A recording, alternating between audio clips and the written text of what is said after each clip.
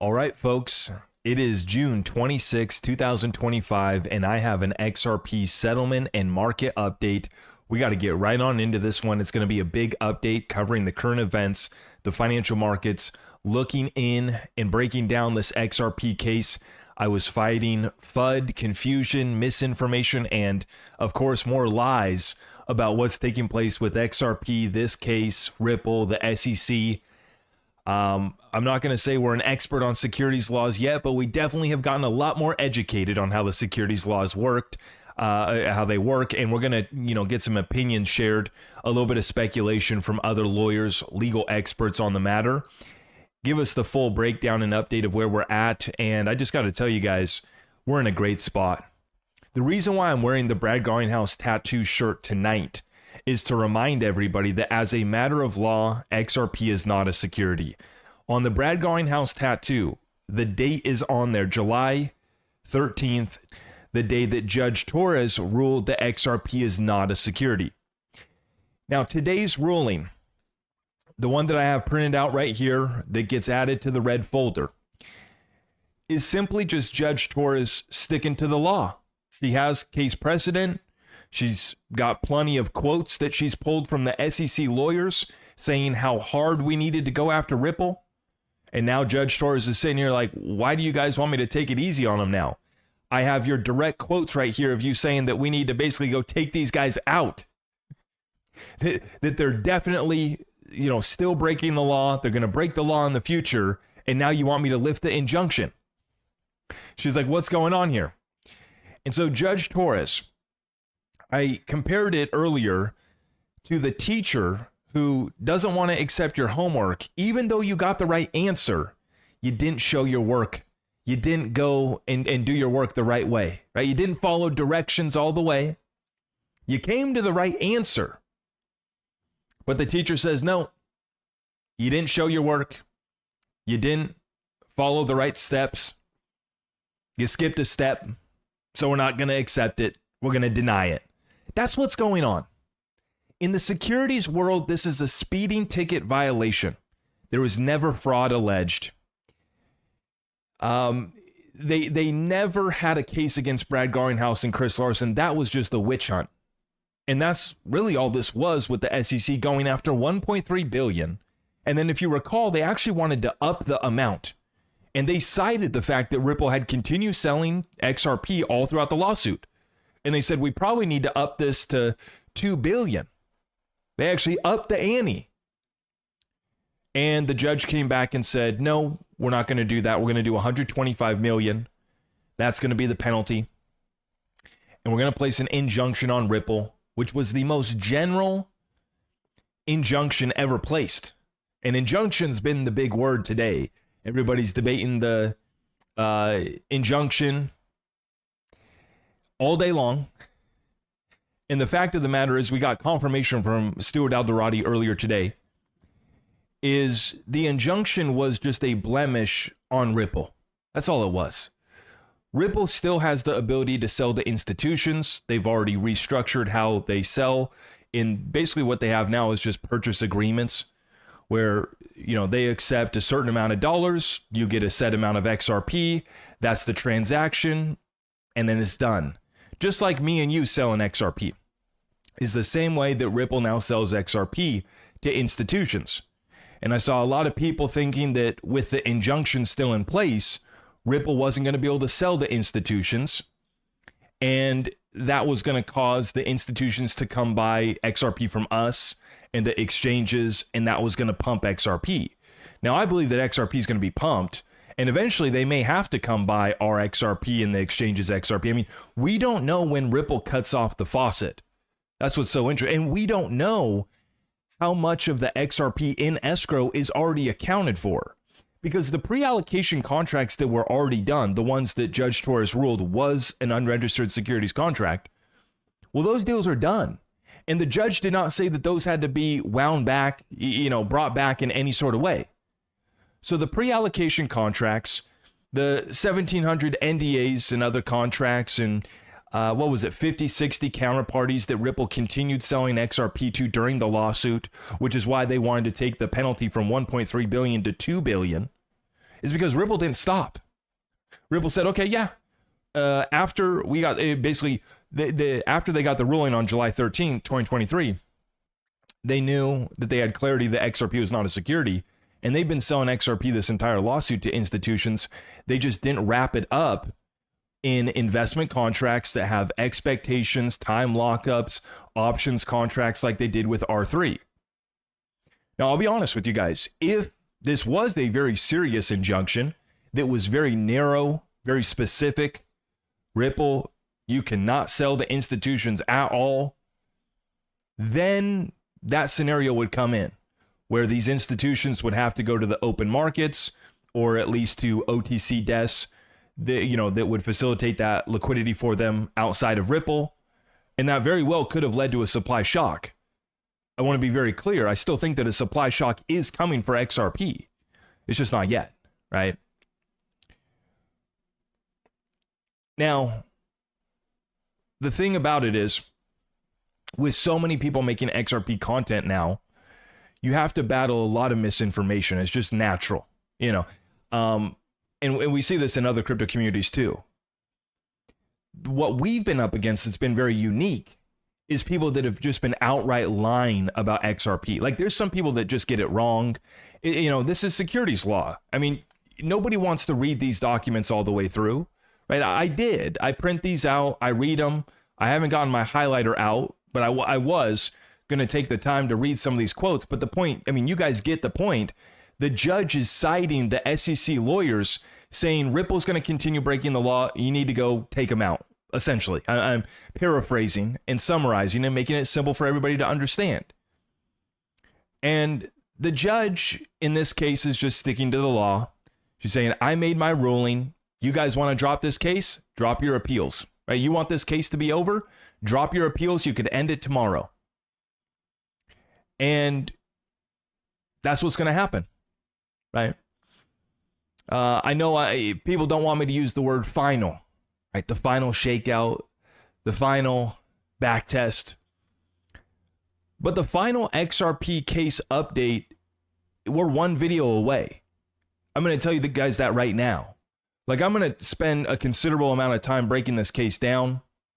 Back again at the end of this episode, I wanted to start off by addressing it, and I'm going to come back to it again here later. But this is the second to last one. Like, I'm going to do one more update on the case, and it's going to be the conclusion, just so we're clear. Like, you can take that to the bank. That from me, you're going to get one more update on this case, and it's going to be the conclusion. And I'll give you my prediction, whether you want it or not. I know some people say, stop giving us predictions. Well, that's the whole game of investing, my friend. At least if you want to win big. If you want somebody to read off a teleprompter to you on news that has already happened without any foresight, without any prediction or analysis on where we're going, then go watch CNN or CNBC. Because I'm here to speculate. I'm here to make a bet. Now, you might say that my bet is a pure gamble based off of pure speculation. We could debate that. I got reasoning. I can infer from Stuart Alderoty's statements what he is saying, confirming that they have restructured their contracts going forward and that it is business as usual. A direct quote from Stuart Alderoty.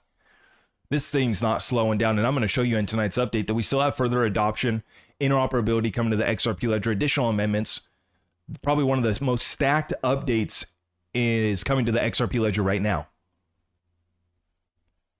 So, without further ado, I want to get into the update because I want to go through the current events. We'll talk about the case again. I was wrong. Willing to admit when I'm wrong. But you have to ask yourself, what was the damage, right? What was so bad about being wrong on this prediction? Absolutely nothing. Absolutely nothing. See, not many people are willing to go out and share their thoughts, share their analysis, share their speculation, and come out and put it on the line every single day, knowing that millions of people are going to watch it every single month. That's what we do. And we're willing to say when we were right, we're willing to say when we were wrong. And in the instances that we've been wrong, have we gotten hurt? Has anything bad happened? No. Because I closed out my XRP long today at $2.15, took profit. Went back and placed an XRP long limit order at 208. That has now been filled. We're long XRP once again. And I got to be clear. I am not touching my long-term holdings of XRP. I'm not touching my XRP at all. This is my trading bag that I'm playing around with in the futures market. So when you hear me say that I sold an XRP long position, that is none of my XRP. That is a paper contract represented by, futures contract. It's a derivative product, part of my trading bag. So I just want to be clear. I did not sell any XRP. We're a long ways from me selling any XRP. In fact, I'm scared to death to sell any of my XRP. The more that we've seen here as of late, with the ability to collect yield, the ability that you can now use your cryptocurrencies when you're applying for a mortgage, you start to ask the question, why the hell would I sell any of this piece of the new financial system? I have the tracks of the new railroad. Why would I give up any piece of this? Why not just lease it? Why not just rent it, collect my yield, leverage that yield to buy more assets? Why do I even need to sell any of this? It has me really thinking. But I want to get through and get to your guys' comments and questions. I know a lot of people have questions about what's going on in the case. So we're going to talk about that. But like I said, I was wrong. I was right that Judge Torres was going to give us a response this week. I was wrong. I thought that she was going to accept the settlement. She didn't. But did we lose money? No, we made money. And so that's why it's just not a big deal, right? You win some, you lose some. Did this loss cost us any money? None at all. None at all. In fact, it helped some of you guys pick up more XRP a little bit cheaper than you thought you might be able to, right? Being able to scoop up XRP still by $2. We shouldn't be here. The fundamental value of XRP is not $2. And that's an arbitrage opportunity for you guys to take advantage of right now. Let's get it going. ZachRector.com. You guys know the deal. Kobesi letter. Let's get into our situation at hand here, folks. President Trump's 90-day tariff pause now only has 13 days remaining. By the way, if you guys haven't already, let's like this video. Let's tap it, smack it, share it out far and wide. Let's get everybody in here and turn it up tonight. This means that without any new trade deals on July 9th, the tariff rates will rise as follows. Country-specific reciprocal tariffs return. Tariffs are of up to 50% on EU imports. That's 50% on the EU. 30% tariffs on China. Yeah. And a global 10% baseline tariffs remain in effect. The S&P 500 is now about 1,200 points higher than it was on April 9th when the 90-day pause was announced. The trade war will soon take the spotlight again. I just let the Discord group know today. I said, guys, this is the next one to mark on your calendar, mark it on your chart. This is going to be July 9th when the tariffs go back into effect. Now, we did get a pump today based off of a couple things. The White House signals July 9th trade deadline may be extended. So this is from the press secretary. She says it's a flexible deadline. President Trump, Scott Bessent, Howard Lutnick, and the administration is in full control. And that's where we're at. And the media can't stand it. And for better or for worse, you just have to acknowledge what it is, right? The next catalyst that could move the market drastically up or down on my calendar is this trade war, right? Any unforeseen event could obviously move the market, like the case being settled up. That could move XRP specifically. But from a macro standpoint, the next thing that I'm looking for is the tariff deadline coming back on July 9th, and then it would be the Fed's next meeting and interest rate decision in July as well. I didn't include it in tonight's update, but we did get the second revision of GDP, and it was worse than expected. So that first quarter of this year was not only negative, it was actually more negative than the initial reports. I don't have the number in front of me, but that's another thing to consider as I go through the next data points. President Trump announced today, though, in his speech, that they have signed a China trade deal a couple days ago. So this is what pumped the market earlier today, and it shot Bitcoin back up to 108. XRP, I think, what did it go up to? About, it popped back up to 214, basically. Popped back up to 214, but we did come back down here within the last hour or so. So that pop that we did get based off of this news that the United States has signed a trade deal with China, that did not last long. That literally only lasted a couple hours. I'll show you on the chart right here. That's what popped us up right here to 214, and then we're back down right now. This is the 1 hour chart on XRP. Same thing on Bitcoin. We were up to 108, and then we pulled back down here to 1064. Okay. Now, Lutnick confirms that the China deal was signed and sealed 2 days ago. It's going to be interesting to see, though, if that was an actual trade deal or if that was just an agreement of terms, right? Because apparently they've already agreed to terms. Now it's just a matter of actually signing the deal. So we'll see what they have to say on that one. Federal Reserve has just released their plan to ease key bank capital rules. This Fed proposal would reduce enhanced supplementary leverage ratio. This is stealth QE is what this is right here, right? This is very bullish because we're talking about reducing the amount of collateral that these banks are going to have to keep on hand, easing conditions for the borrowers, easing conditions for the lenders who can then turn around and ease conditions to the borrowers, which is going to be Main Street economy, which is desperate for lower interest rates. We have a lot of debt to refinance, and the United States has a lot of debt to refinance, with the debt crisis worse than ever before from the Kobesi letter. In May, the United States Treasury posted a $316 billion deficit, the largest ever recorded. Over the last 12 months alone, the budget gap has hit 7% of GDP. This is even higher than during the 2001 or the 1980s recession. There's now a 97% chance of the debt ceiling being hiked again per Cauchy. 40 trillion in US debt is on the horizon. After today, we crossed 37 trillion. This does not include the over 125 trillion of unfunded liabilities like Social Security and Medicare. We are in a serious situation. From Main Street economy, which is desperate for lower rates so that they can refinance, all the way up to the United States government, which now spends more on interest than they do on defense spending. How do empires fall? Right. We better have a solution. Some of us have been talking about what those solutions might be. More on that later. The European Union is ready to make a trade deal with the United States. So of course they are. We're approaching that deadline. So everybody's coming back to the table, finalizing last minute here to get these deals done. But this is the next big catalyst for you guys to watch on your calendar from a macro perspective. Obviously, the SEC versus Ripple settlement, that could be agreed upon. They could drop both appeals, agree to a settlement, and wrap this thing up tomorrow. They could. I'm not predicting that. So don't come back tomorrow and say, oh, you predicted the settlement tomorrow. No, I didn't. No, I didn't. We're just over it. At this point, we're over it. It's going to end when it ends, and it's going to end very soon. It's going to end very soon. I will predict that. Now, as I laid out there, they're backed into a corner. They're saying that they're not going to default.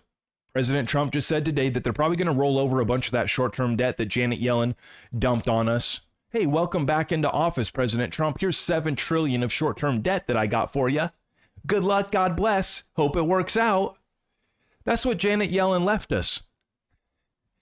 And in response, we need stablecoin legislation passed yesterday, because that's going to unlock 2, maybe 3 trillion of demand for US dollars right away. That's part of the solution. ROUSD ready to set the standard.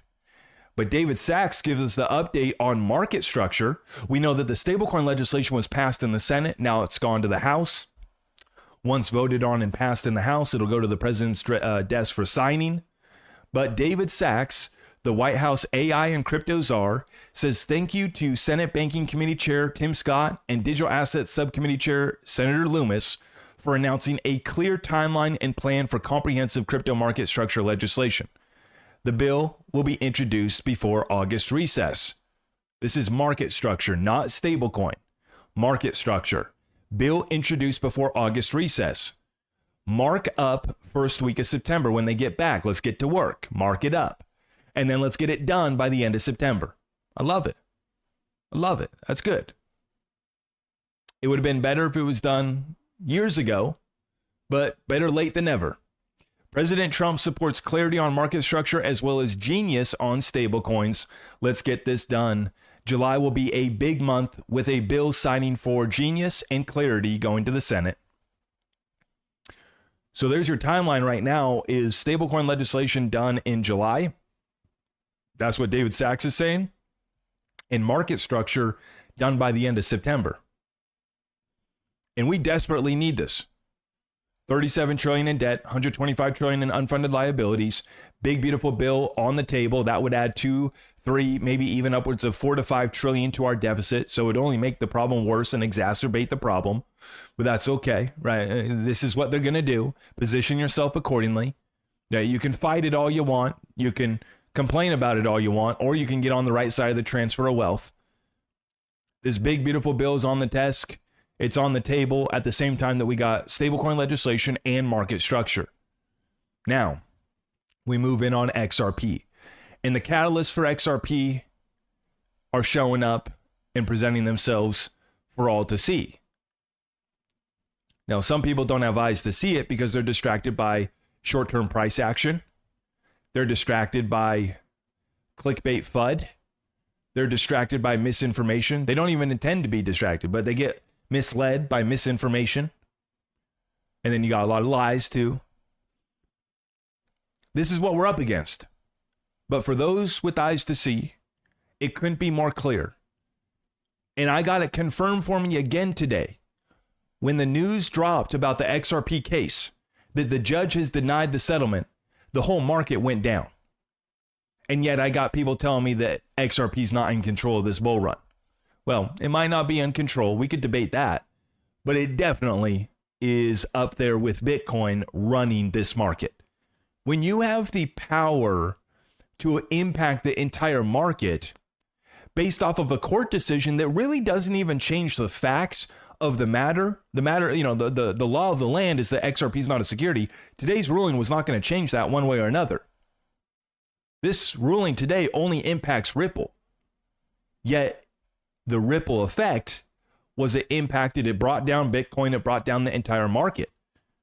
That's the power of XRP right now. It's Bitcoin and XRP.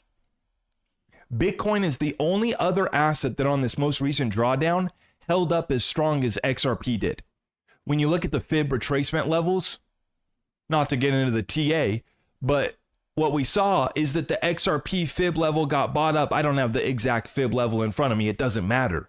The point being, the only other asset that responded as well and got bought up as quickly and as strong as XRP was Bitcoin. So I'll give credit where credit's due. Bitcoin's holding. Bitcoin's there. I have no interest in owning it. I think we're going to destroy the ROI. We already are since the election. But that's okay. Right? I'm rooting for Bitcoin. I want Bitcoin to go up. I want Brad to be right. Brad predicted what? 200,000 Bitcoin?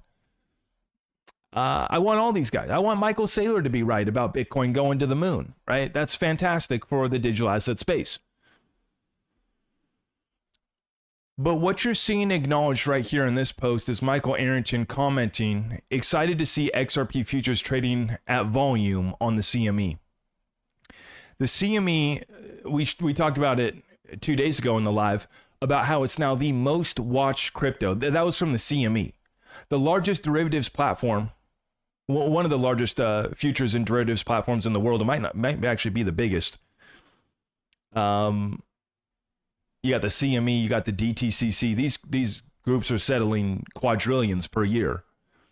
But the point being, Michael Arrington pointing out that futures trading volume on the CME is really starting to pick up for XRP.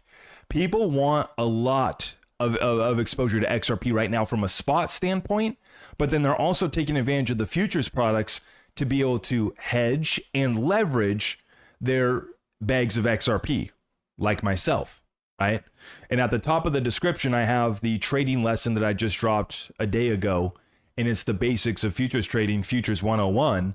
And I included an arbitrage opportunity that I took advantage of once again today that nobody else is talking about. I haven't heard anybody else mention the arbitrage strategy that I found.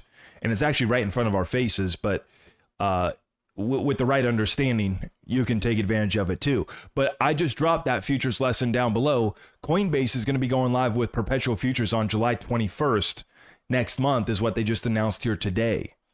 So I've already got in on the Coinbase futures, and this activity is just starting to pick up, which means that opportunity to arbitrage that I'm taking advantage of right now, I don't know how much longer it's going to last, but while it's here, I'm going to keep on taking advantage of it. I'll tell you that much. Now, more liquidity to XRP is arriving from CoinMe. We've just added XRP to 28,000 retail locations across the United States where you can buy and sell XRP with cash. Took a second to check the comments. Oh boy. Oh boy. You guys help the kids there in the comments playing around, okay? Help them out a little bit. Let's catch them up to speed now. The XRP ledger continues to expand use cases for banking and remittance purposes. Here's to the XRP army. The future of finance is now in your neighborhood at a CoinMe location and available in the CoinMe app with your debit card. So it's just more access, more liquidity, whether it be futures, whether it be ATMs, whether it be ETFs, it's all here. It's all coming now. You want to talk about some activity? How about some acquisitions? Apparently, Ripple is eyeing multiple acquisitions with an Ethereum-like upgrade coming to the XRP ledger. That's right. I just said earlier in this episode how this current update, Ripple D 2.5 is the update, I believe, the new software version for the XRP ledger, is the most stacked update in the history of the XRP ledger, probably. There's some big ones. Permission domains, permission DEX. This is a big one, right? Multi-purpose tokens has already been, I think, added through the previous update. But you got token escrow, the ability to escrow other tokens besides XRP. Some big fixes in there. But apparently, Masari put out this article, and apparently Ripple is eyeing multiple acquisitions. Ripple is in active talks for multiple acquisitions following its $1.25 billion purchase of prime broker Hidden Road earlier this year. And that's the same Hidden Road, yep, the one that does $3 trillion per year in volume. Yep, that's how much they settle per year. What's the collateral going to be now for Hidden Road's $3 trillion of flows? That's going to be RLUSD on the XRP ledger. That's right. So we got big updates coming in Q3, more acquisitions for Ripple, all of this taking place. More interoperability. They just announced integration with Wormhole, which is another cross-chain solution. You combine that with Axelar. There's actually another integration, I think, that's coming out with some other protocol. I don't know if it's just with the Joey wallet, but I see some of the Joey devs, Vet, and others.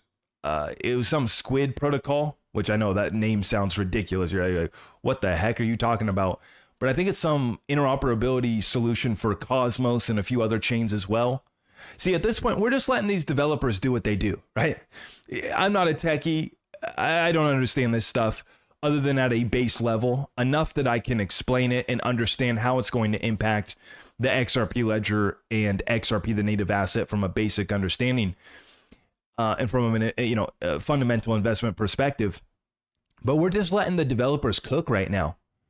And the beautiful thing, if you're in the XRP community, is you have the opportunity to meet and potentially invest in some of these companies down the road, or even right now. Right? I mean, you're seeing. I mean, folks have already invested in Ripple, Circle, Link2, other companies as well, right? I know Link2's having some issues right now. We'll see how that plays out, but you don't take any risk, you're not going to earn any reward. So that's how the game goes. But the point being, you got companies like, the guys behind First Ledger and the Joey wallet. They're the same company behind XRP Cafe, right? This is now a company that has the largest NFT platform on the XRP ledger, as far as I'm aware of. There's a couple NFT platforms, so I don't want to speak out of hand. I know these guys get sensitive if you don't give them credit where credit's due. So, and we like to do that. I've always said to the builders and developers, anyone building real utility in our ecosystem, you can come on my show for free. And we'll get thousands and tens of thousands of eyeballs on your project for free, as long as you're building real utility. If you got a little meme coin, you're not making it on the show. And not even if you try to bribe me and pay me a check. I mean, I'm good. We're good on that one. But if you're building real utility, come on the show. But you got companies, the guys behind XRP Cafe, largest NFT platform, First Ledger, which is one of the biggest interfaces for the XRP Ledger DEX right now. They took it one step further and they created a wallet, Joey wallet. Right? That's one example right there.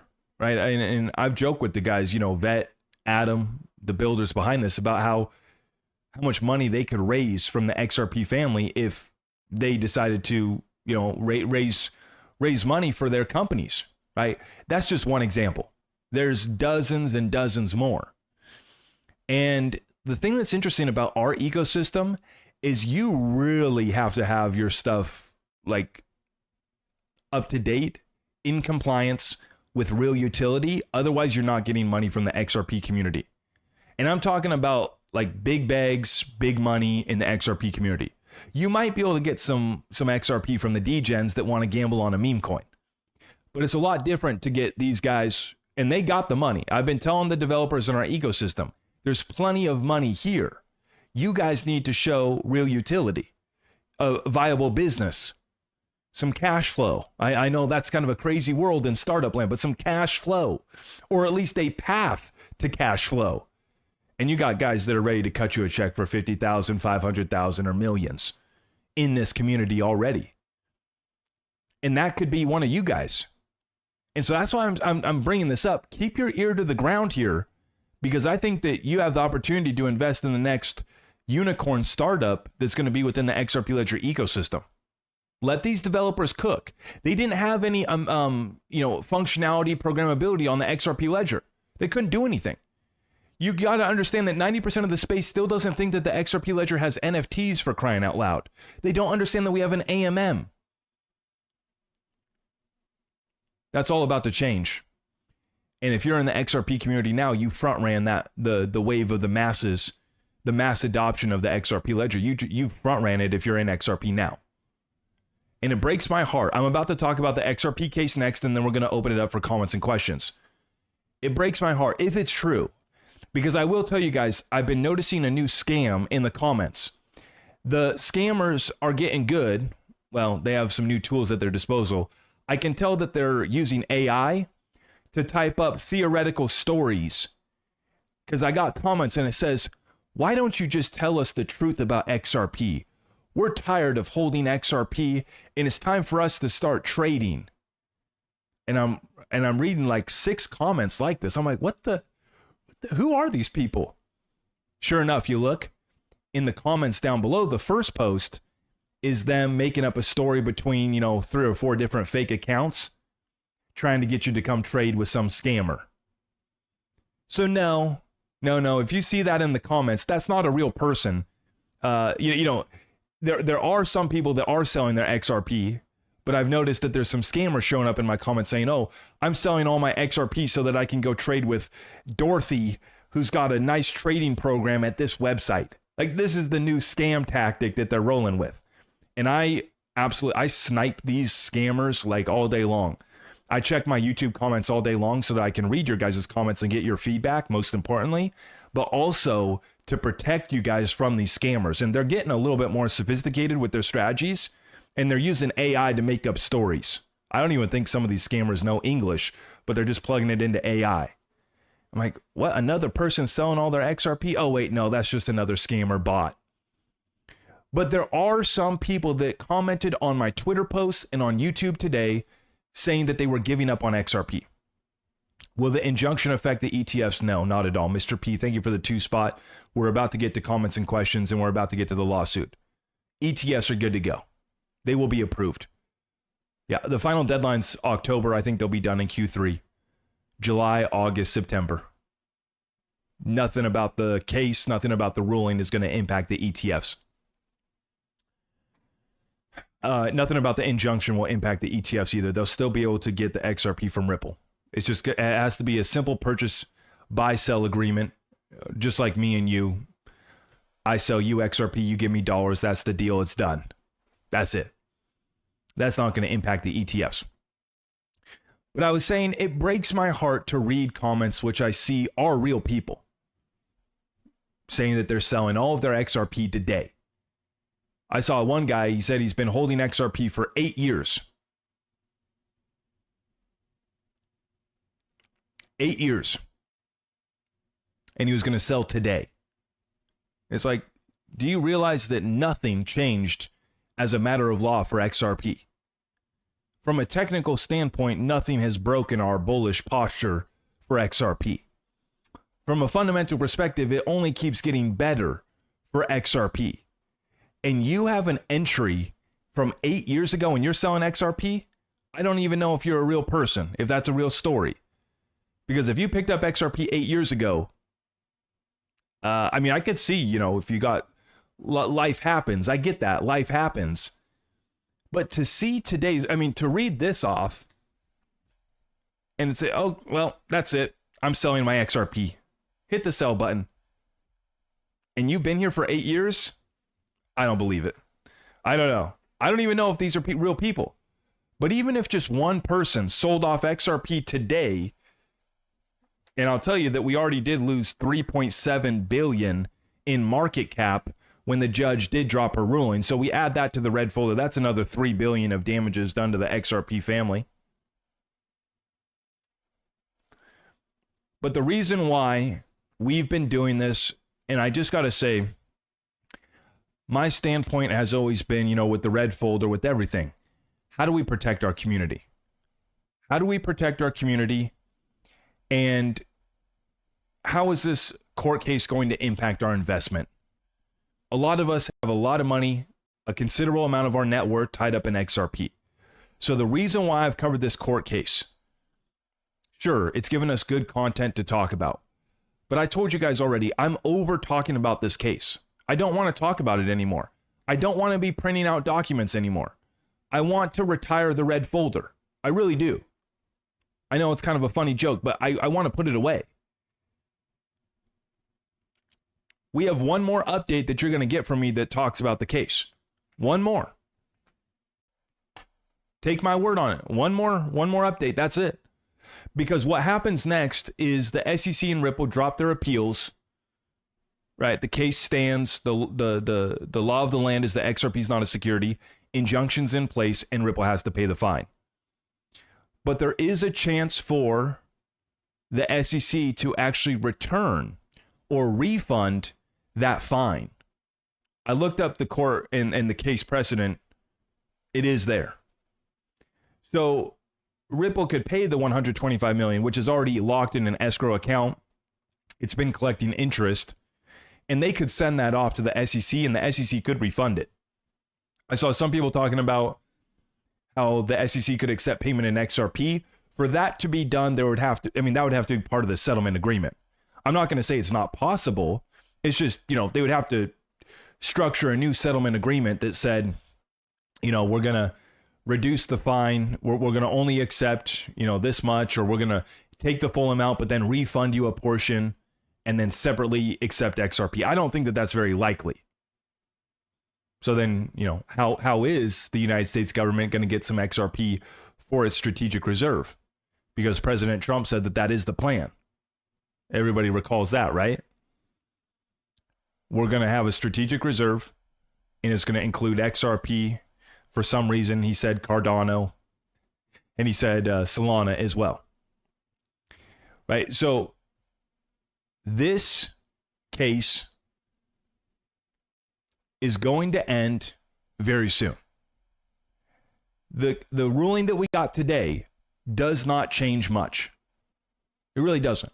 The only thing that happens is Ripple has to pay the full amount.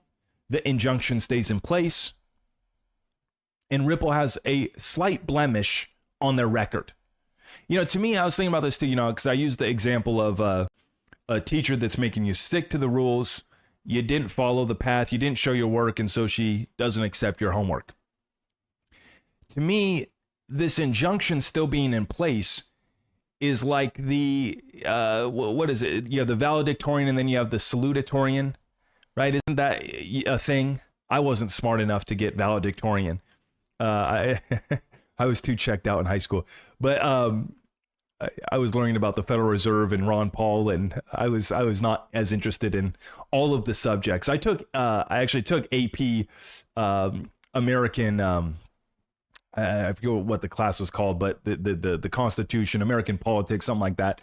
I took the college classes for that, but then when it came to some other subjects like math and science, I was like, yeah.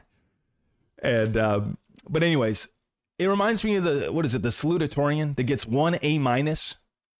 So they have a one A minus, so they don't have the perfect 4.0, and they can't be a valedictorian. Is that what that's called? Yeah, that's right. The salutatorium.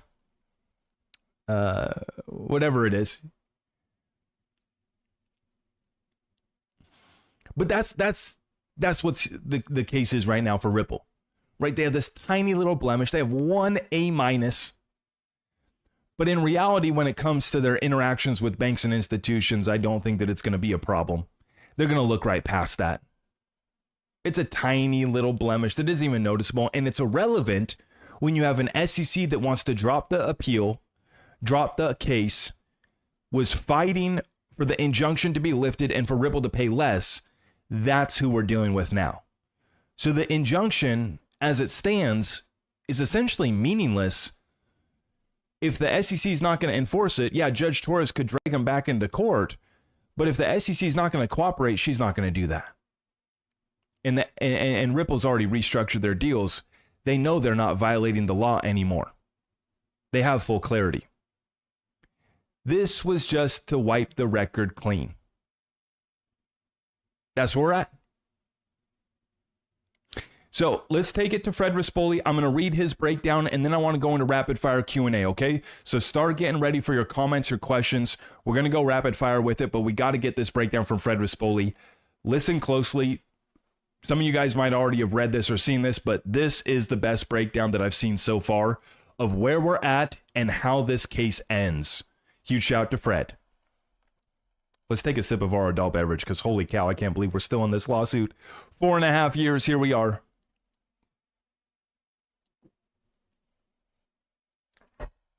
Thank you for joining me tonight. If you guys haven't already, let's make sure that we have liked this stream.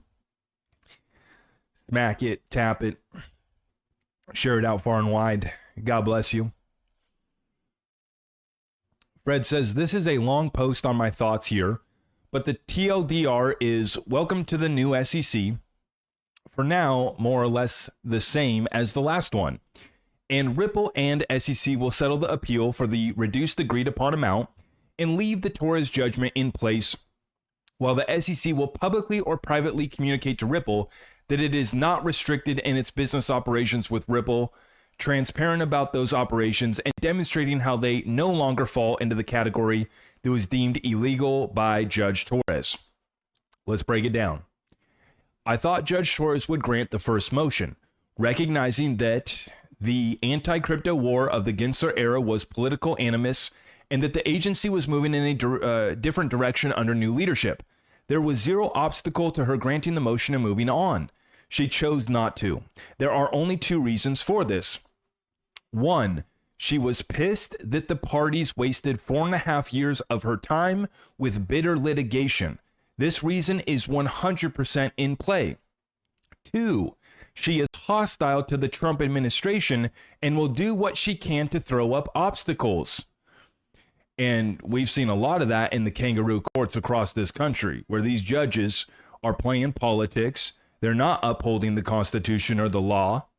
They're chiming in when nobody asks for their opinion, right? And they're getting in the way, trying to interfere with lawful activity. So this is 100% in play for some federal judges. It is no matter who is in charge, as there are judges that are political rather than objective. He says, I'm not sure if this reason is in play for Torres, but now I will be following her other cases to test this hypothesis. So now we get to see on not just the Ripple case, but other cases, is Judge Torres one of these judges that's playing games in the kangaroo courts? That very well could be it. And the fact remains is that she was appointed by Obama. Now, I'm not saying any opinion or commenting on Obama. I'm not commenting on Judge Torres. I'm just stating the fact that she was appointed by Obama. Now, once Torres denied the first motion and the language she used in so doing, it was clear that the SEC, and to a lesser extent Ripple, needed to do some begging in the second motion, and both utterly failed. So Fred is calling out the SEC and Ripple. I mean, they failed here. They failed to make their case that this was an exceptional circumstance, and were able to convince the judge to accept the settlement. Pages 3 and 4 of this ruling parrot back the SEC's own words of how egregious, dangerous, and reckless the SEC believed Ripple to be and why a $1 billion fine was necessary. So remember, I already mentioned this earlier in the live. In this court filing, we have nobody else to blame but Gary Gensler and their lawyers, because in this filing, the judge cites the SEC and their lawyers throughout the whole thing. Just like Fred says right here, pages 3 and 4 of this ruling parrot back the SEC's own words of how egregious, dangerous, and reckless the SEC believed Ripple to be, and then they wanted a $1 billion fine. So even after the summary judgment on July 13th, where the judge said the XRP is not a security, only the institutional sales broke the law, the SEC said, okay, thanks, judge. We think you're wrong. That set up the appeal that Gary Gensler filed 5 days before they left office. But they requested that the penalty that the judge issued be $1 billion. Remember, it was $1.3 billion total for all of the sales that Ripple had conducted. And then after Judge Torres said, no, only the institutional sales, the SEC came back and said, no, it still needs to be $1 billion penalty because there's a certain amount of sales that were done before the lawsuit, and we see ongoing sales that are still taking place. And I was commenting on that throughout the whole lawsuit saying, guys, Ripple's still selling XRP. The only way that they would be doing that is if they feel like they have certainty that these sales are not investment contracts anymore. That's the case. Confirmed by Stuart Alderati today. When he said this case in this ruling related to historical institutional sales. Historical. In the past, not how we do it anymore. I'm inferring a little bit, reading between the lines. But if you want real analysis, that's what you do. Right? He says, Fred goes on, I said that the second motion had to have some actual testimony by SEC commissioners, meaning affidavits and declarations to counter this, such as I, Commissioner Pierce, voted against this ridiculous lawsuit because it was a waste of our enforcement resources and unfair in light of our piss-poor guidance to crypto companies. Or I, Commissioner Atkins, took over as chair with a mandate to correct the wrongs of the prior SEC regarding crypto guidelines. A majority of the commissioners determined the SEC Enforcement Division under the prior administration act arbitrarily, capriciously, and often with bad faith in targeting crypto companies. The most serious example of that, of course, being the Debtbox case, where our attorneys were so brazen in their unethical behavior that the SEC was sanctioned in excess of $1 million and lawyers were terminated. Yeah, you guys didn't forget about that one, did you? It doesn't go in the red folder because it doesn't pertain to the Ripple XRP case, but it does go in one folder of the damages done by the SEC, where a Utah judge had to sanction the SEC lawyers. These lawyers were fired. They were sanctioned in excess of $1 million.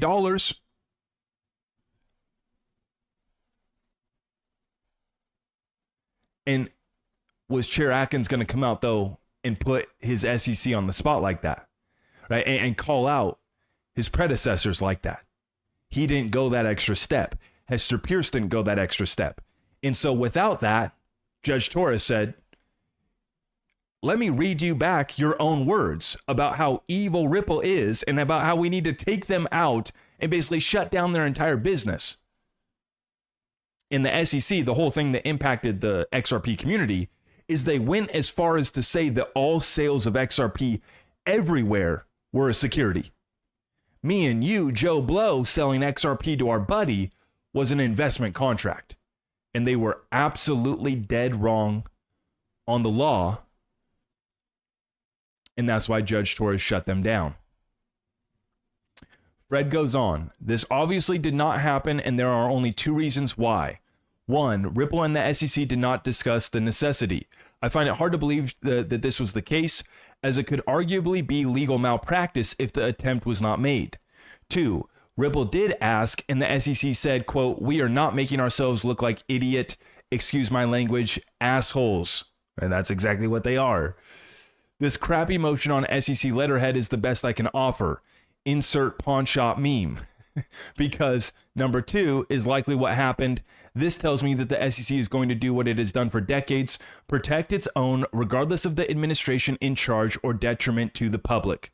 And that's how this works, because the buddies at the SEC are going to go to the white shoe law firm once they're done with the SEC.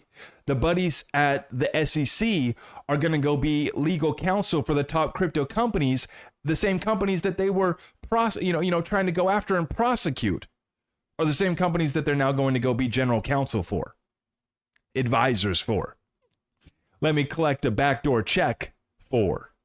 Yeah. It's the revolving door in DC. And until enough Americans get pissed off, it's just going to continue.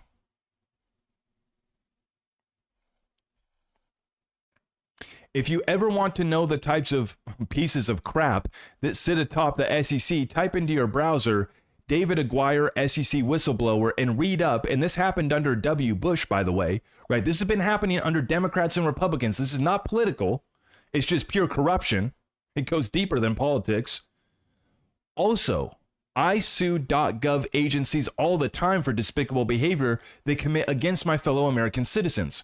They are all like this, and I mean as institutions. There are some good folks fighting upstream, but they are vastly outnumbered. And if they stick their head out too far, they get smacked down like a whack-a-mole. This is the reason I am so invested in crypto, to opt out of our crumbling system. Another reason you know the SEC hasn't fundamentally changed, yet at least on crypto, will be revealed on the appeal. SEC claimed it is dropping their appeal, but I don't believe that has been formalized. Right? They just kind of made the statement, and they were waiting for Judge Torres to rule on this. Then the settlement gets formalized. The SEC has the power to formally drop their appeal and simply not respond to Ripple's appellate brief, leaving it unopposed, thereby giving a huge boost to Ripple winning it. I put that happening at 0%. The parties will drop their appeals, settle at $50 million, and move on with the injunction in place. Regarding that injunction, it doesn't affect XRP on the secondary markets, nor will it impact XRP ETF approvals. And remember, the injunction is just a piece of paper issued by a court. Although technically, Torres has the ability to haul Ripple and the SEC back into her court and say, "I see Ripple is selling to institutions. Tell me why that is not violating my injunction." The odds of this are extremely low. In other words, the injunction only substantively matters if the SEC wants it to matter. Meaning, the SEC files a motion to enforce the injunction because it believes Ripple is violating it. And they're not going to do that. Torres, in her ruling, acknowledged this general principle on page 5. Presumably, the Pro-Crypto Commission wouldn't do that. Lastly, on the injunction, I have researched it, but have yet to find a basis why the answer to this question has to be no. The question is, doesn't the SEC have the authority to grant Ripple the exemptions and waivers required to remove any restrictions necessitated by the injunction, such as time restriction on IPO? For my research, this seems to be entirely within the executive authority of the SEC to do so.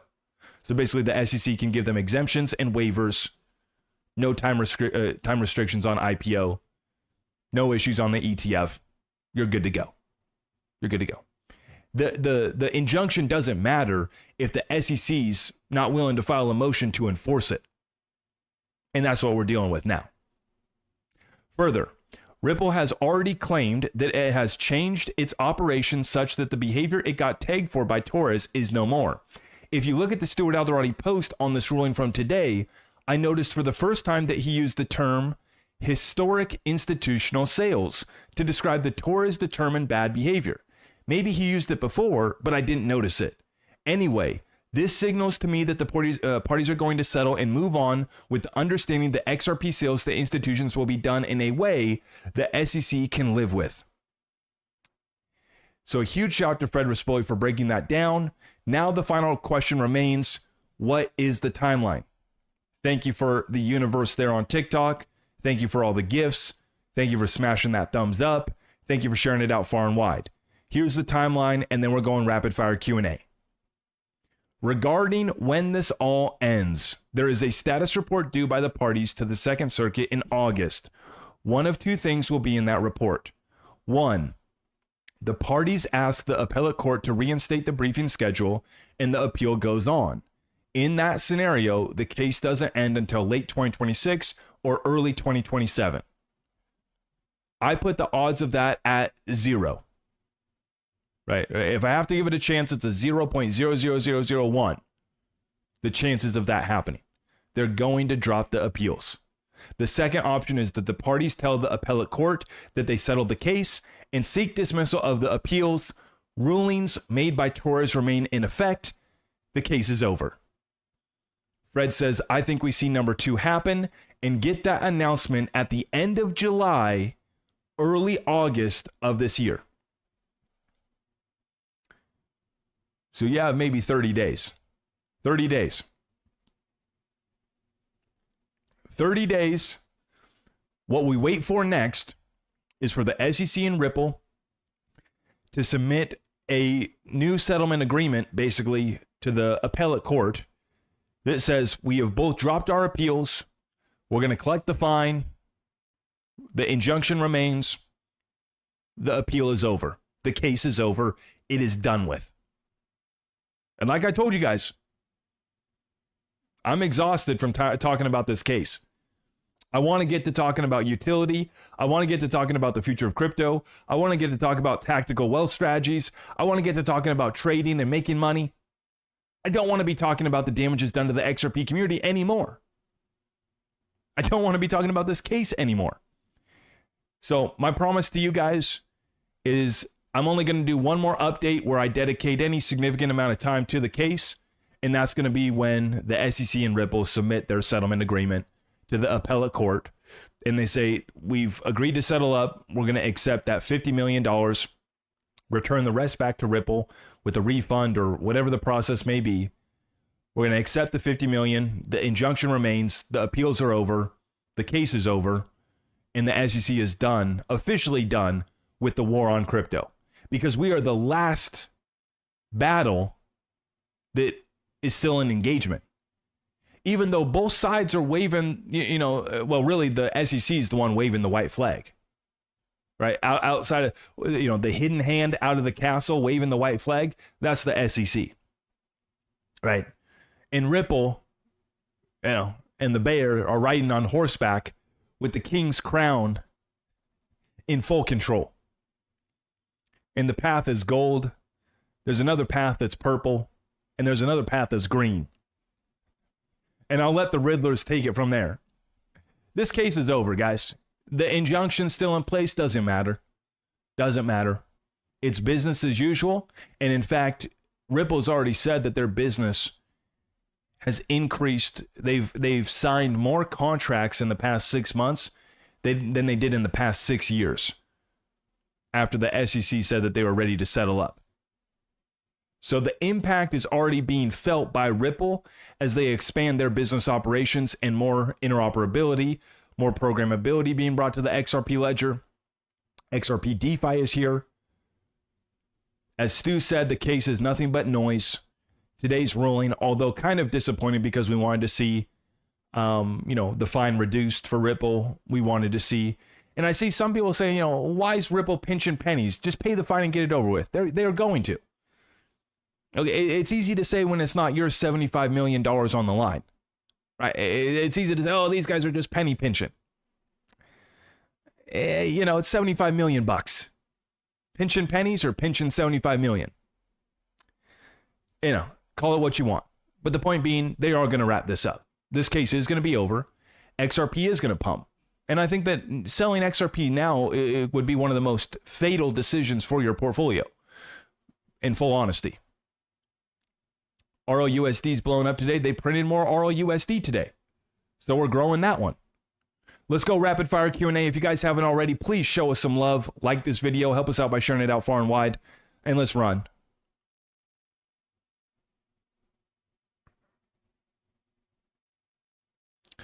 No, I don't think it's a matter of they didn't file it correctly. I think that they were just hopeful that Judge Torres was going to work with them. They were just hopeful that Judge Torres was going to, give them an exceptional circumstance and pull the plug on that fine and the injunction. But she didn't, and it's not a big deal. Yeah.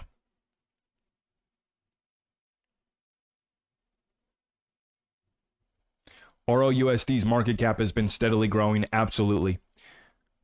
Am I still bullish on Sologenic? Oh, yeah. Oh, yeah. Talk about Ripple being able to sell to institutions just OTC. No, they can sell to institutions. Like, everybody needs to understand that. Like, I don't even want to talk about it anymore. It should be clear. Ripple can sell to institutions. They've been selling to institutions this whole time. The injunction that's in place does not stop that.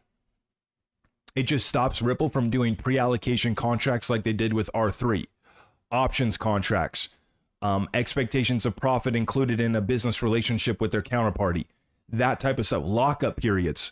That's what made those deals investment contracts. Is Ripple was selling the XRP at a discount. They were doing lockup periods. They were doing options contracts, pre-allocation contracts, all hidden behind NDAs. But there was a few that we got to hear about, like the R3 deal. R3 wanted to get 5% of the entire XRP supply. Now, if one institution wanted 5% of the entire XRP supply, what do you think happened with 1,700, thousands of other contracts and NDAs? You think that maybe they tried to get a few XRP out of those deals? Appreciate you guys for stopping by. Let's run rapid fire with it. Let me catch up on our super chats. Exactly, Dennis, 5 spot. Thank you, brother. I forgot that Ripple briefed that they no longer sold using those term sheets, just vanilla sales. Exactly. Yep, just like I just explained. Yep, it's just a straight, you give us dollars, we give you XRP, it's done. Right? And you have to think about it. If me and you on the secondary, it's because the XRP itself is not a security. It's the way that the XRP was sold in those contracts. Those contracts were the investment contract, right? So yeah, BlackRock doesn't care about the case, no. And I don't think that BlackRock ever did, probably, right, Dennis? I mean, there's a reason why Robbie Mitchell got deployed from Ripple to go to BlackRock and head up digital assets and help Larry Fink see the light when it comes to cryptocurrencies transcending traditional currencies. Yeah. Messiah, thank you for the 2 spot. Hans, thank you for the 2 spot. Bitcoin Maxi Tears. BMT, baby, #1 meme coin. There you go. I got it as my profile picture on X right now. Me holding up the Bitcoin Maxi Tears. And by the way, whoever did that, reach out to me. I need to buy a case of those. I need to buy a case. I need to have one behind me. I don't know what you guys make the Bitcoin Maxi Tears out of, but you're collecting them from Jack Mahler's, collecting them from some of these other guys. Yeah, send me. I need to get that. Name your price for the Bitcoin Maxi Tears. I'll send you the check. Okay? Bitcoin Maxi Tears, I appreciate it. Thank you. Yeah, Dennis, I don't know about Arrington selling all of his XRP. I think that was some sort of joke. I don't believe that for a second. Mr. P asks, will the injunction affect the ETFs? No, it won't. Because the institutions that are issuing the ETFs will still be able to acquire XRP, no problem, from Ripple. Chosen One Collecting, thank you for the 5 spot. I appreciate your guys' super chats. Thank you. So if you were Brad, what's your next big move? What is the main purpose of acquiring Hidden Road? What exactly is Brad after? I think that institutional DeFi is the focus right now for Ripple. Institutional DeFi. It's not just a matter of doing treasury operations and cross-border payments. It's a matter of being the one-stop shop for every institution in the world that wants to engage with crypto. We can custody it for you. We have a stable coin that you can play with, or we can help you issue your own stable coin. Of course, we have cross-border payments, treasury operations, and now with the full suite of DeFi options coming to the XRP ledger, we'll be able to do all that as well too.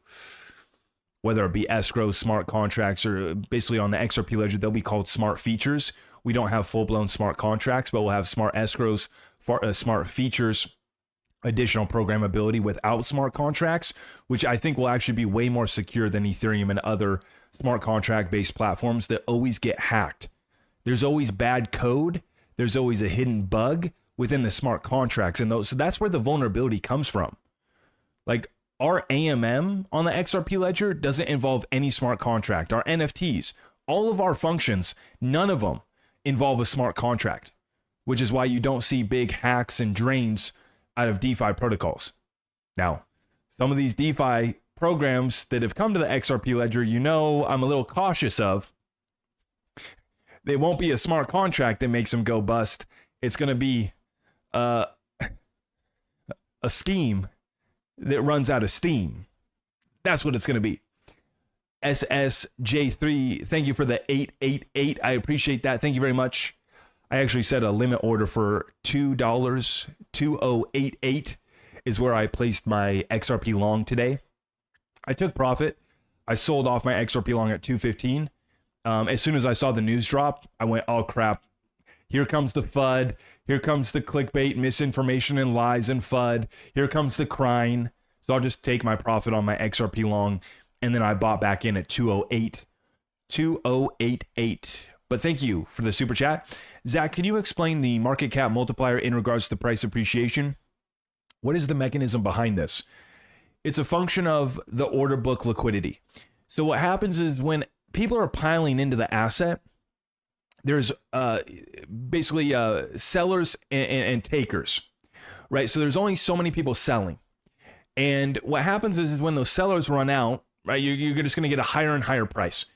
And what happens is the money's coming in so aggressively and so quickly that it's just bidding that sell side up, right? It's just eating up those sell orders. The faster and more aggressive that the inflows are coming in is going to lead or equate to a higher market cap multiplier. When President Trump stated that XRP was going to be in the strategic reserve, XRP's market cap grew by about 40 billion in the course of 12 hours, and the inflows were only less than 50 million. And I believe the market cap multiplier during that day was about 400 or 500x. And it's because there's just so much aggressive inflows coming into the asset, and it's just eating up that sell side on the order book. And so what happens is you see XRP's market cap grow by 40 billion, and the traditional mindset, the TradeFi guys, right? TradFi guys, and the traditional way of thinking is, wow, 40 billion must have came in because the market cap grew by 40 billion. No, we didn't even get close to 40 billion. We didn't even get a billion. We didn't even get 500 million. We didn't even get 100 million. We didn't even get 50 million of inflows. We got 25, 30, 40 million of inflows equated to 44 billion of market cap growth. And so that's what makes the multiplier more dramatic. Just like when something bad happens and then the sell pressure comes in, what happens is that the sell orders on that order book are overtaking the few buyers that are left. And so it's going to drive that price down aggressively. It's the same function, but just in reverse. So I've seen market cap multipliers as dramatic as 900x when the market's coming down. People can't get out fast enough. They're just smashing that sell button.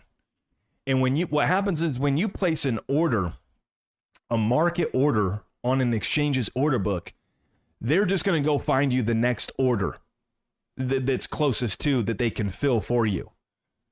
And sometimes they'll hit you with a little slippage as well. They typically will. And so when everybody just is hitting that market sell, it's just basically wiping out that order book. And same thing's happening on the flip side when, the market's pumping, is the inflows are just overtaking the amount of sellers. And so you're just going to see an aggressive market cap multiplier. Now, how does this equate, and how much do we need to see for XRP to go to 20 to 30 bucks?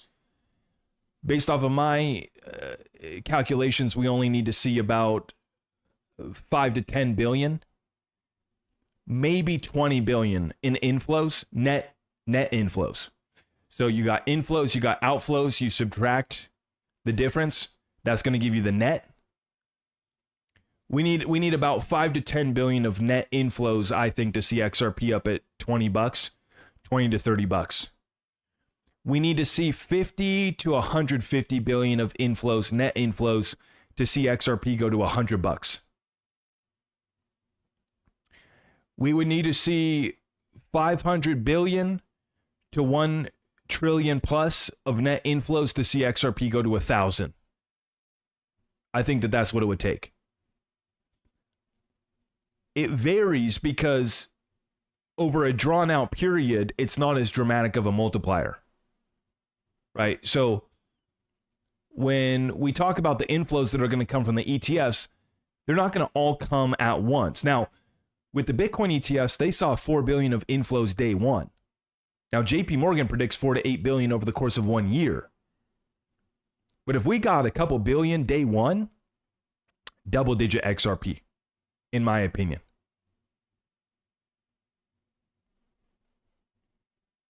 Christy, great point. We just got the announcement. We got the AOK from the head of the private banking cartel, Jerome Powell, in the Federal Reserve, that the banks can now participate in crypto. That's right. Another bullish catalyst here.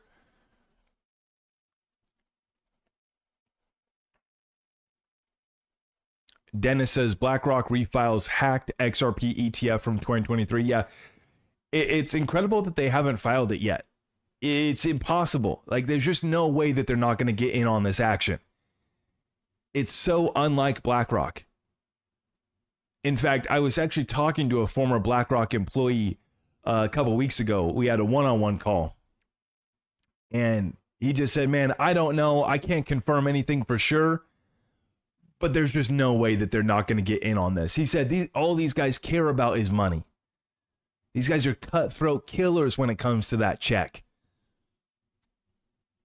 And if you want one of the biggest checks in the cryptocurrency space when it comes to being an ETF issuer, you're going to want in on the XRP spot market. You're also going to want in on a basket like, the top 10, top 5 crypto index. Basket ETFs are going to be massive. People love index funds. Same thing's going to happen for crypto. And so you're going to want to have the top basket, the top index fund, but I think you're also going to want to have the top spot.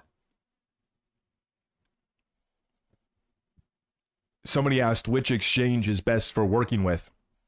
Yeah, I should take this moment to say, I did plug in a link down below for Coinbase Advanced. If you guys want to do, you use Coinbase Advanced for trading, whether that be futures or just trading other cryptos on Coinbase, I've added that link on down below. That's where I'm trading the futures at right now. But I'm using Uphold right now to buy DAG. I'm looking into their direct deposit earning 4% back. Obviously, I don't have a paycheck, but I'm trying to figure out if I set up a direct deposit, if Uphold will still give me that. So I'm going to see if I can still qualify for that. I do have a bag of XRP along with other cryptos on Uphold, but for right now, most of my trading for all of my futures trading is done on Coinbase, and then I'm still trading on Coinbase too. I'm mostly just using Uphold to acquire DAG, and I'm going to look at maybe getting that direct deposit 4% back in XRP.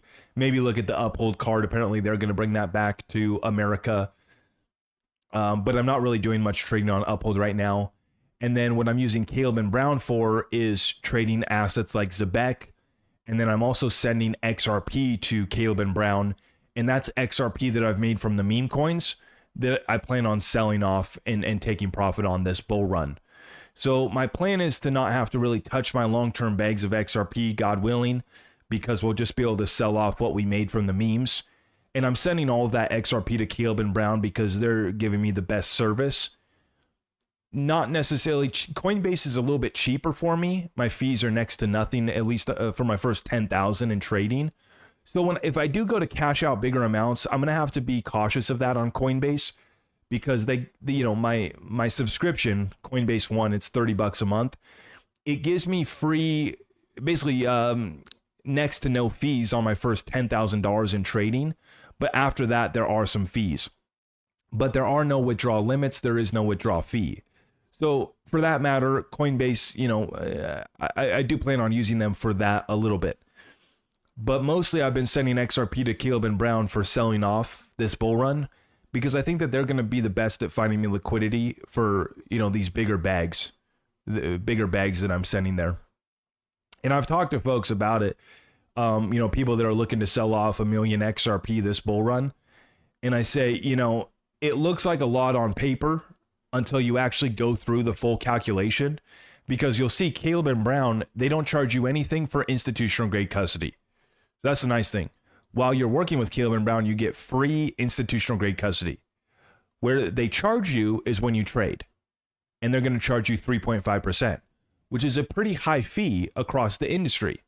But it's not actually a high fee when you account for all of your costs, which I encourage everybody to go through this exercise.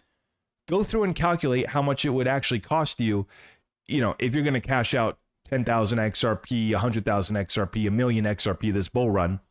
Not telling you to do that, not giving you financial advice. I'm just saying, if you are, go through the process of seeing what it would be on the various exchanges. Because you might be saying, well, this exchange is only going to charge me 1%. Well, yeah, but they're going to take advantage of you on the slippage. And then they're going to have withdrawal limits and withdrawal fees. And so go through the full process. Just because Caleb and Brown has a 3.5% trading fee doesn't mean that they're going to be the most expensive solution. And what I found is that they were actually cheaper than others, because with some of these other platforms, I got hit on slippage. I got hit on a withdrawal fee. And when it comes to the money landing in my bank account, I actually got less from other platforms than I did from Caleb and Brown. So and I just ran you guys through that to explain why I use multiple platforms. There's a reason why I have all of them. And I'm in a state that sucks when it comes to crypto. So I don't have many options. Like, I don't have a bunch of exchanges. I was waiting for futures. I finally got to trade futures again on Coinbase now. But I've been waiting for the better part of 2 years after I got kicked off of KuCoin for a futures platform. But that's why I keep a few around.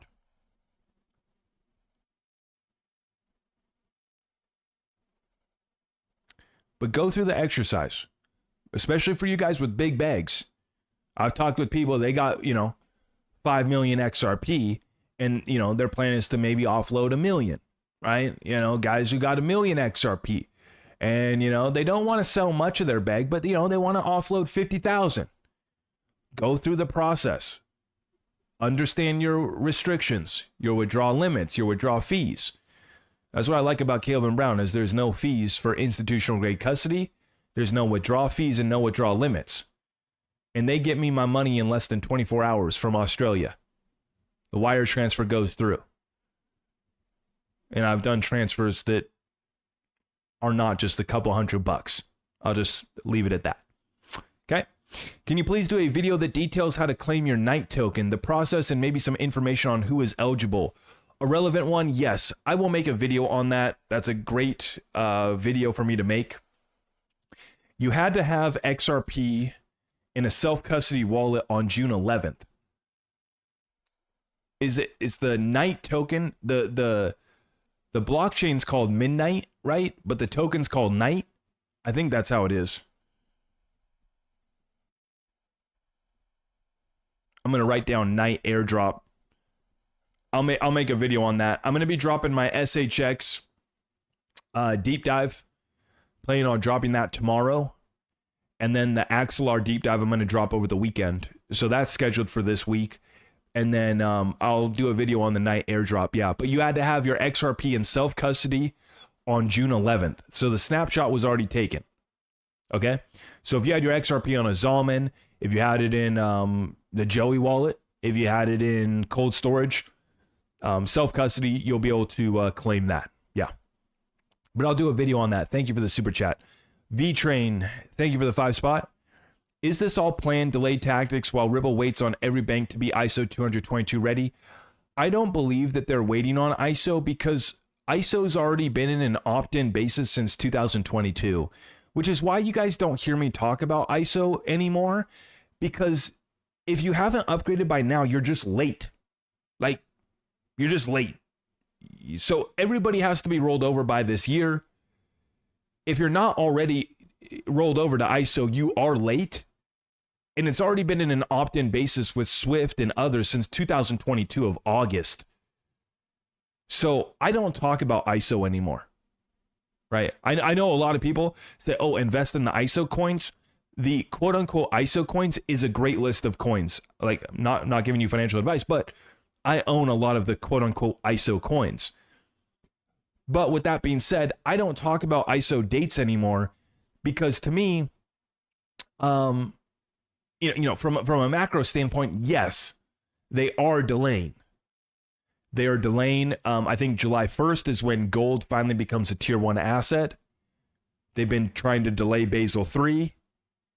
They've been trying to delay all of this, whether it be the SEC versus Ripple lawsuit, whether it be stablecoin legislation, whether it be market structure. They've been delaying all of it. Yeah. But as far as ISO dates, I don't really pay attention. I mean, FedWire's coming up on July 14th. The final deadline for Swift is like November. They're a slow-moving beast, and that's why they're being replaced.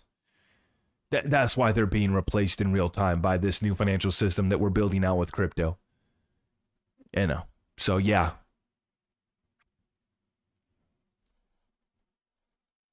Thank you for the super chats, guys.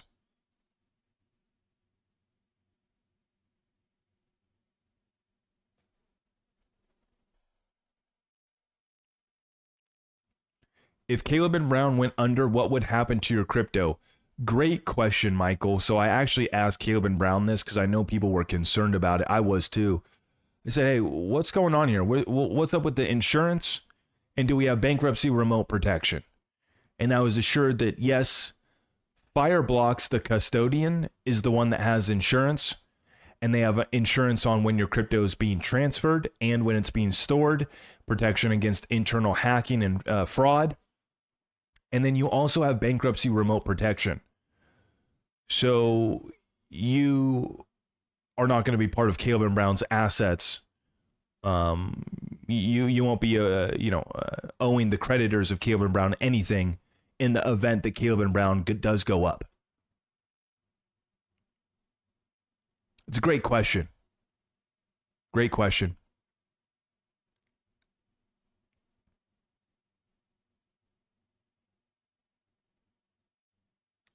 Is Caleb and Brown safe? So Caleb and Brown partners with one of the leading institutional and custody providers in the world. Basically, the standard right now is Anchorage and Fireblocks. And Caleb and Brown works with Fireblocks. So they work with one of the most trusted in the space, setting the standard in institutional grade custody. Yeah, your crypto is not on their asset sheet. Correct. Correct.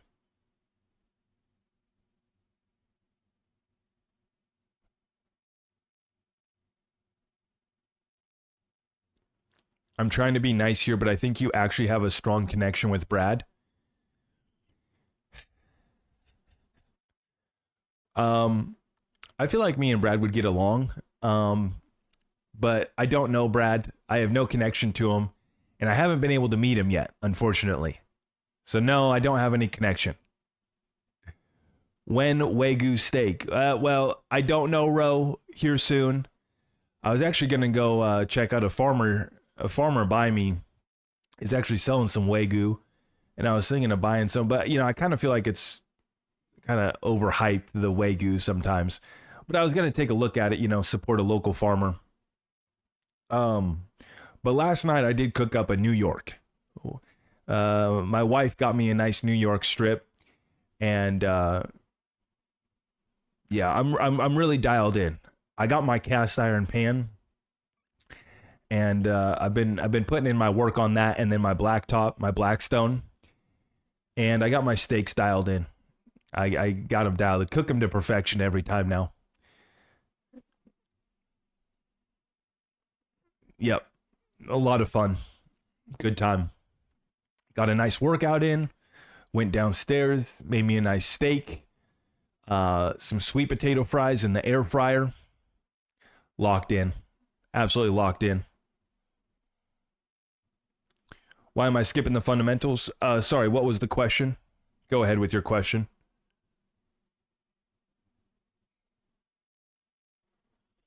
Can you buy pre-sale on Caleb and Brown? I wouldn't buy pre-sale. I mean, I'm not interested in buying any pre-sales on the XRP ledger. I'll just leave it at that. I'm not interested at all in any pre-sales on the XRP ledger. Tornado, thank you for the 10 spot. Thanks, mate. Love what you do for all of us. Big appreciation. God bless. Hey, thank you. Thank you, guys. You guys are my sponsors. I couldn't do it without you guys. Thank you. Is Tangem a self-custody wallet? Yes.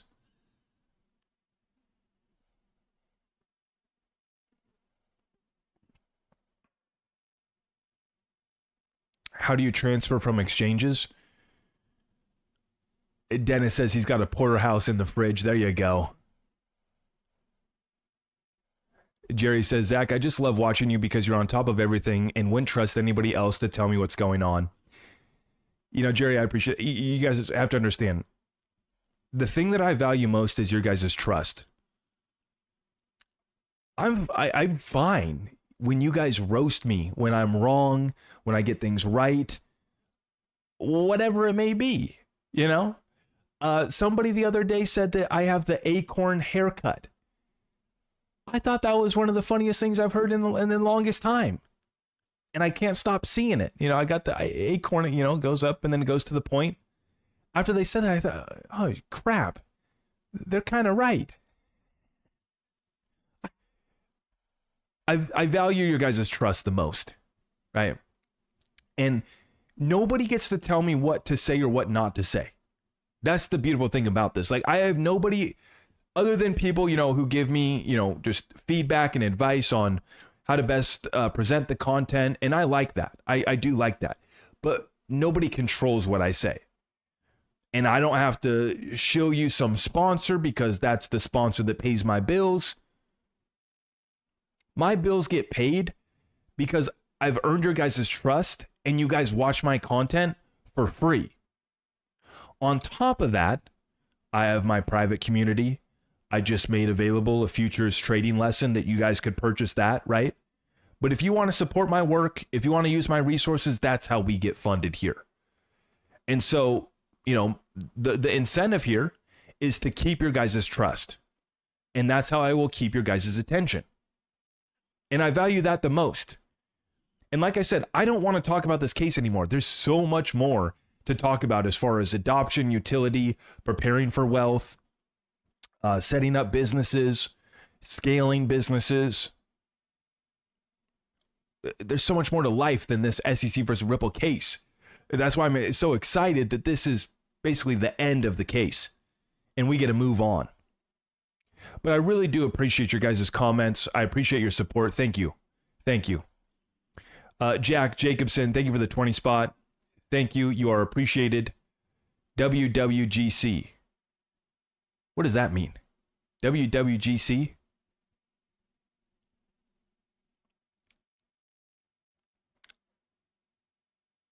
I don't know. I don't know what that means, but I appreciate it, Jack. Thank you. JJ Marketing, thank you for the 20 spot. Thanks, Zach, for being genuine and doing this each day. That's the thing is we're not going anywhere. We are actually just getting started. And I'm having the most fun I've ever had in my life. I feel like I have the most dialed in purpose that I've ever had. The most clarity that I've ever had in my life. And I don't think that it's a coincidence that the amount of winning, we're winning at the biggest scale that we've ever done so in our life at the same time. I think that that's a direct correlation. Being dialed in on my purpose, having clarity on our mission, and staying true to the cause here, right? Doug, I appreciate that. Thank you for following me. since the very beginning. From doing updates and live shows in my Ford pickup truck, we've came a long ways, haven't we?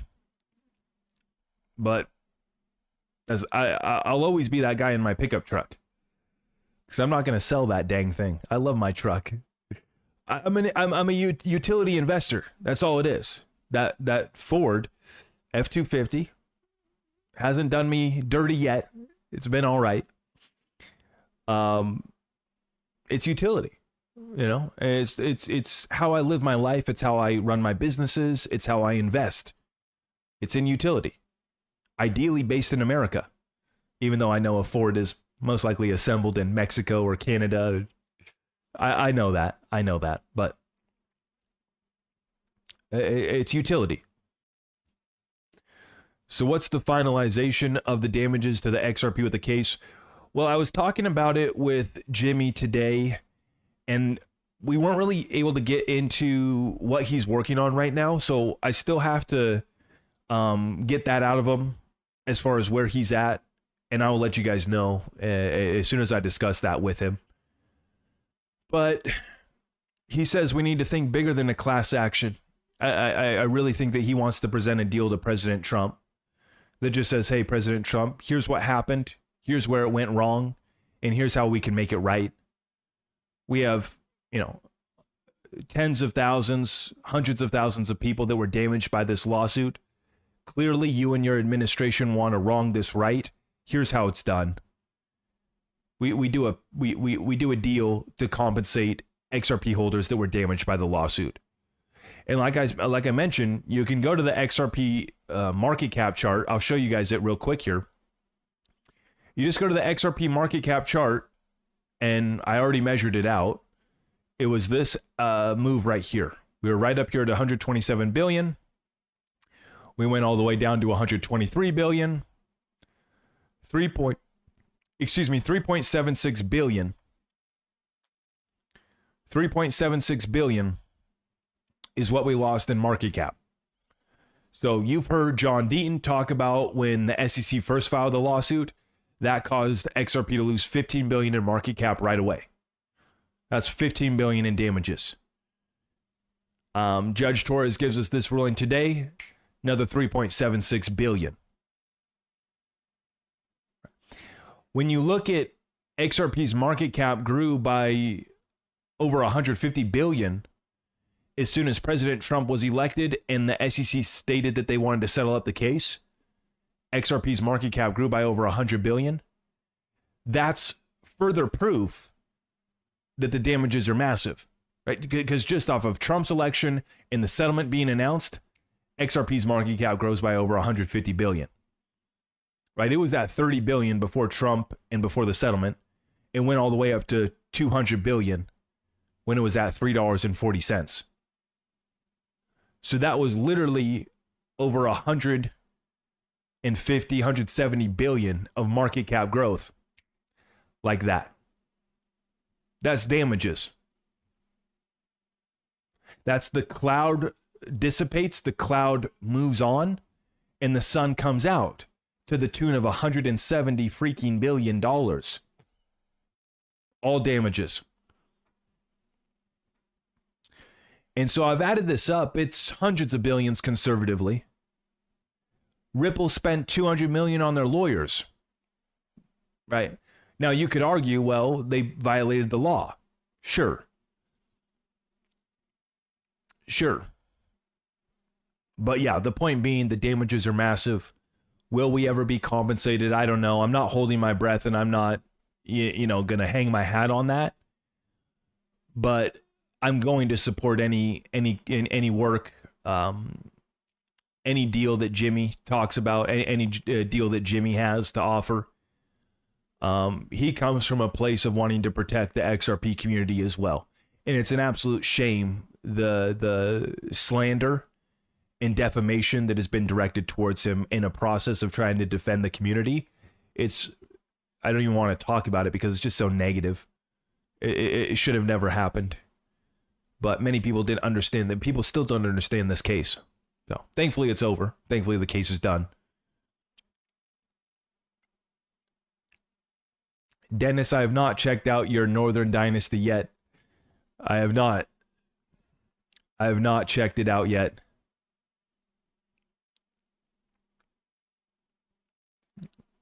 What's the ticker? NAK? Let's check it out.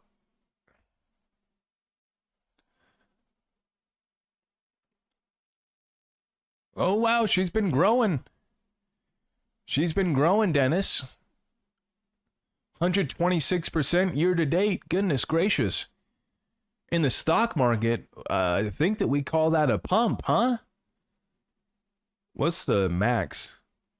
What did it trade at? Wow.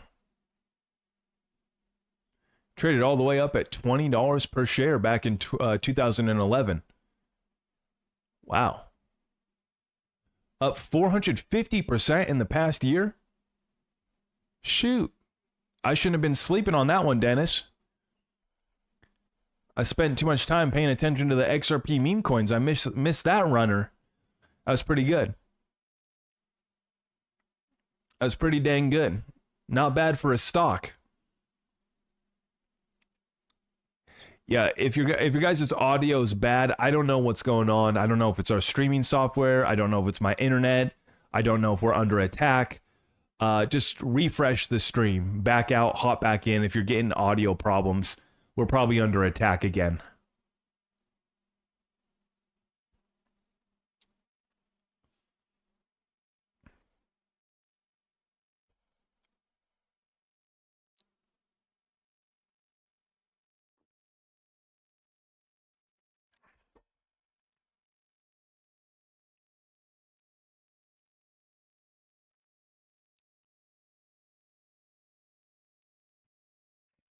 How high can XRP go?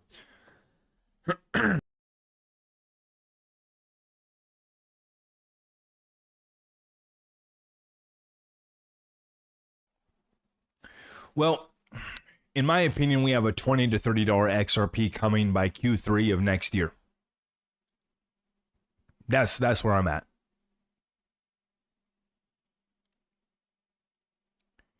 I have not bought back into Zebek yet. Nope, not yet. Where is Zebek? Let me go take a look at Zebek. I haven't actually been paying too close. I was just watching Bitcoin and XRP today, and really lately, I've mostly just been watching those two because I've been shorting Bitcoin. I shorted Bitcoin last week, and then I went long XRP over the weekend. So I've mostly been focused on those. But Zebek, okay, so Zebek's coming back down here. Right back down to 3.5 cents. This is getting back to the level that I wanted to actually accumulate some at. Let me back out and go to the daily chart and let's see. Okay, so Zebek, it's starting to get down to the levels that I was looking for. I was trying to buy here between 2.5 cents, a quarter of 1 cent and 0.003. Right here, 0.003 to 0.0025. A quarter of a penny to a third of a penny. That's where I was looking to get my entry. Now this came really close. This wick here on Sunday. This wick here, so I might look to get back in, but people are front running this one. Well, and what's interesting too is that this is back to the fib level right here.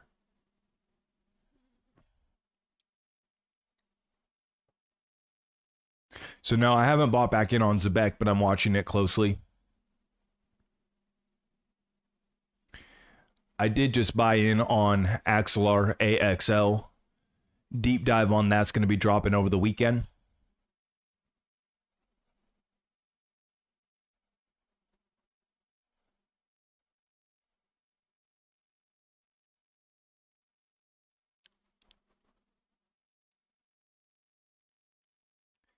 NAK is up 62% since I first started checking it out. Paul, that's great to hear. Yep. Nice. You're not bullish enough, Zach? No, probably not. Well, the thing is,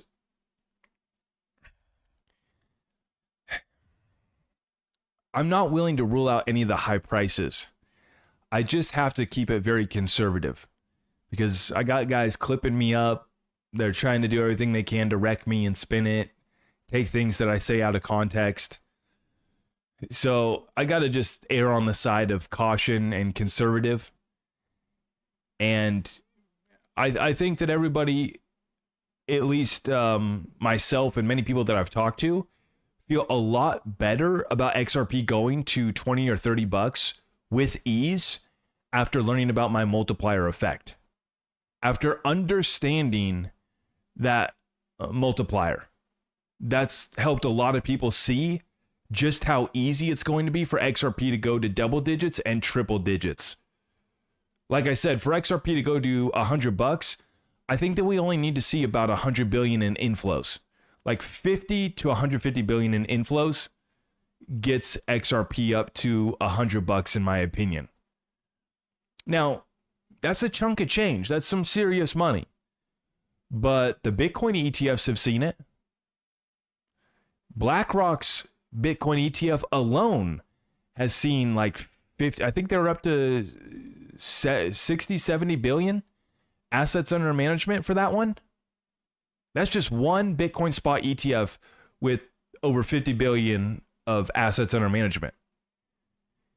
I mean, if we even get a portion of that for one XRP spot ETF and you add up, just add up all of them and you start to get into, tens of billions of inflows, it's just done with ease. It's just simple math.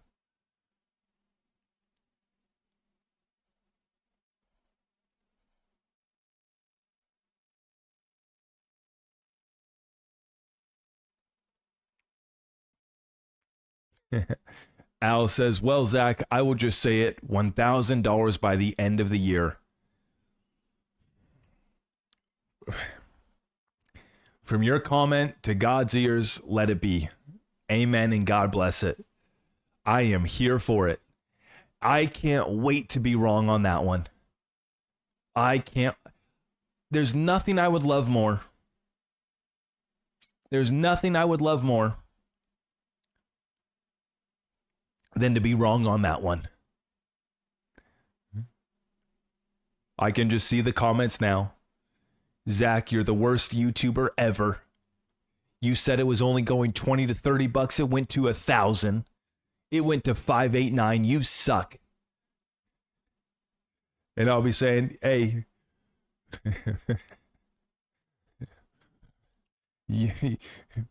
we going on your yacht today or what? What's the move, huh? That's going to be our set of problems at that level.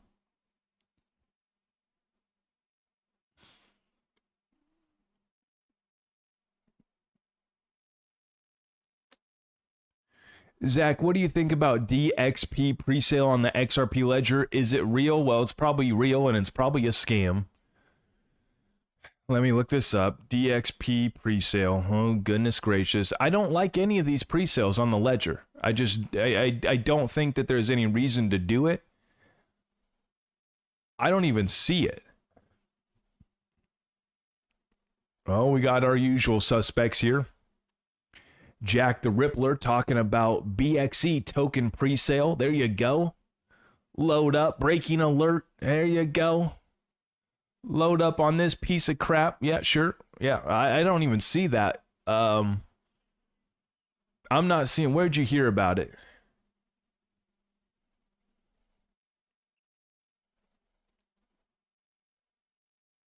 Yeah, I'm not a fan of the pre-sales. I'm not. Zach Skitty, I was wrong video. Oh, yes. Yep. That's going to be a good one. I'll have to do an O-face for that one. I'll have to do some O-face clickbait. I'll have to title it, I was dead wrong.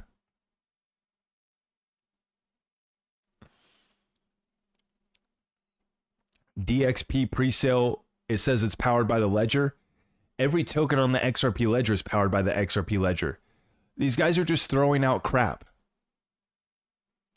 And when I see crap like that thrown out, it makes me not even take the time to look into it any further. Because I just okay, they're preying on the ignorant in the community to think that they really have something cooking when they don't have anything cooking. Yet they're collecting your XRP for a pre-sale for a product that doesn't even exist. Or I've seen some tokenized properties. Hey, we got a pre-sale. We got a token. We're going to tokenize property. We don't have any properties yet, but someday down the road, we're going to get us a property. But here's where you can send your XRP now. Yeah, you can skip me with that crap. So yeah, James, I would just say be very careful, very careful. I like to see live products. I like to see live ecosystems. I want to see a live community. And I'll tell you what, if somebody's offering you a pre-sale and you have a fully doxed team that has a serious list of credentials, you look at the founders and their CV and you know, their LinkedIn, and you look at where they come from, they have a real business model, then sure. But there's like 1 out of 1,000 projects that would meet that criteria. So be very, very careful. And this is where it's time to hone in, sharpen your sword, and you're going to be cutting through and slashing through all of these DeFi bros, these meme coin opportunities. Hey, I got an NFT of a pudgy penguin. For crying out loud, I had it saved in my bookmarks, but I didn't pull it up on tonight's show. Somebody filed for a pudgy penguin ETF. I kid you not. Somebody filed for a pudgy penguin ETF. Do we have a Fartcoin ETF? I don't know if anybody's filed for that yet. But the good news for you Fartcoiners out there is now you can use your Fartcoin as collateral for your mortgage. Help you guys qualify a little bit better. You're good to go. This is where we're at. This is our reality. Literally, pudgy penguins are going to get an ETF before XRP. If that happens, I don't know what we're going to do.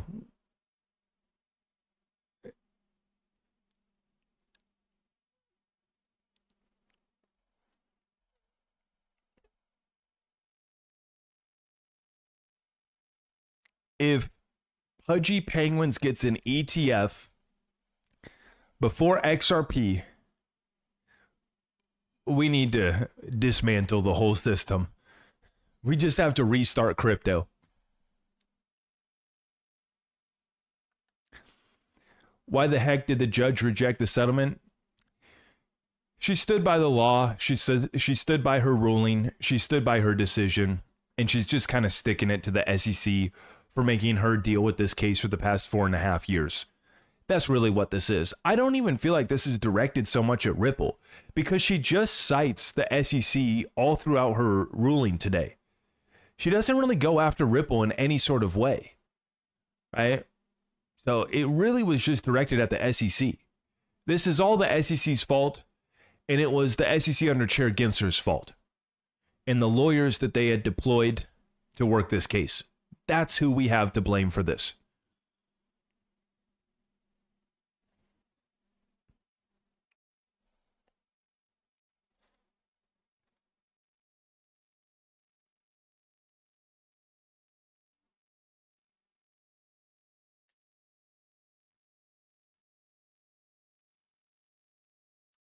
What kind of time frame are we looking at for XRP getting an ETF? It's going to be July, August, September, in my opinion.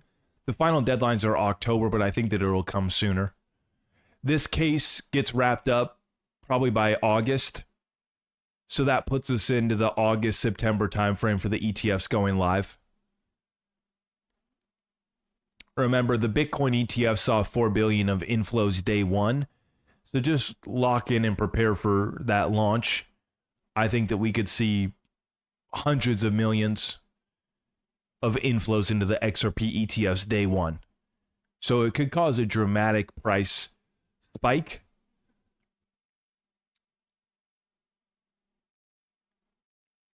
And we're still on track. I know People have been calling for all-time highs for XRP. I've been calling for an all-time high for XRP since March. We've been wrong about that, but like I said, what damage has been done? None. We're looking at still being on that trajectory, still in bullish posture. Stablecoin legislation, market structure bill, big beautiful bill, case concludes, ETFs go live. Those are the 5 big catalysts that I see that drive us, through a bull run over the next couple months and into finishing off this year.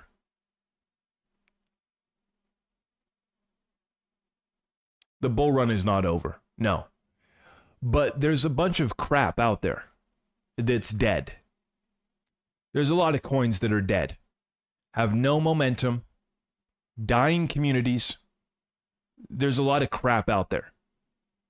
So just look over your portfolio and admit what you know to be true.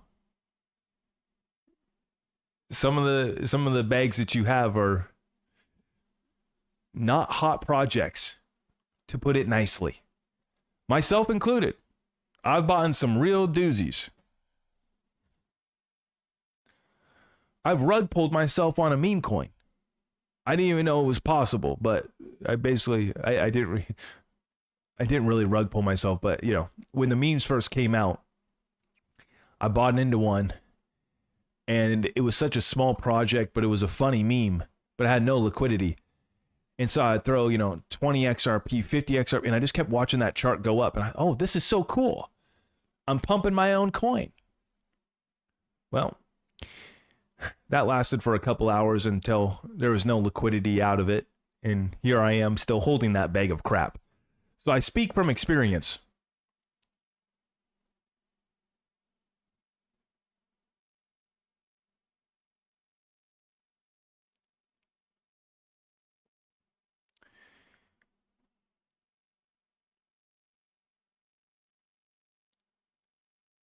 All right, guys. Hey, I'm going to wrap up this session here.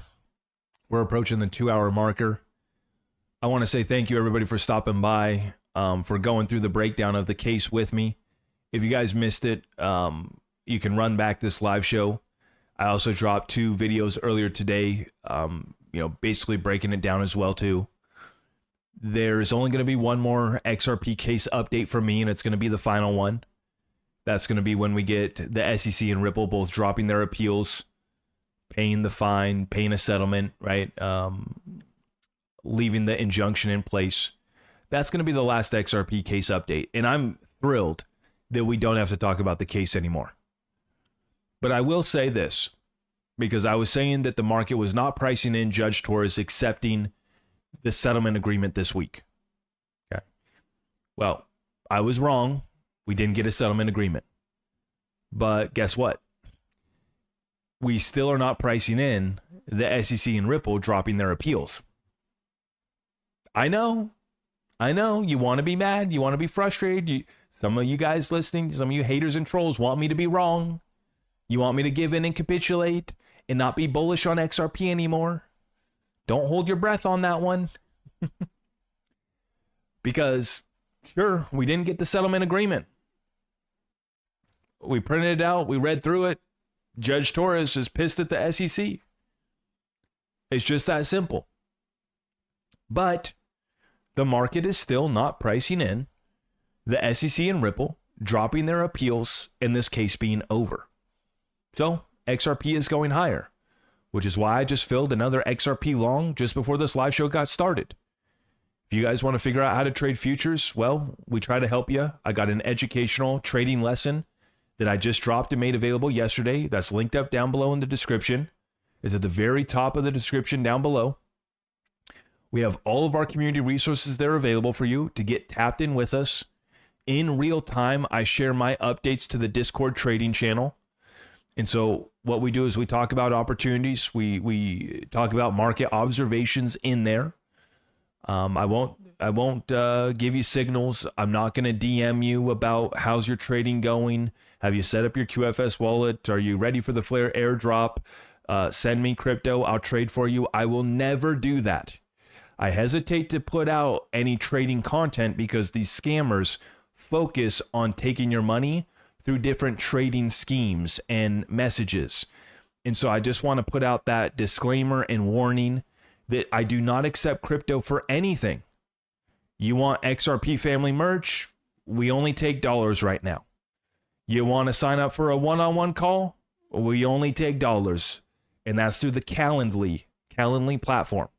If you go to my website, you want to sign up for a one-on-one, you sign up through Calendly. We accept dollars for that. If you want to join my Discord community, the only way to get access is through Patreon.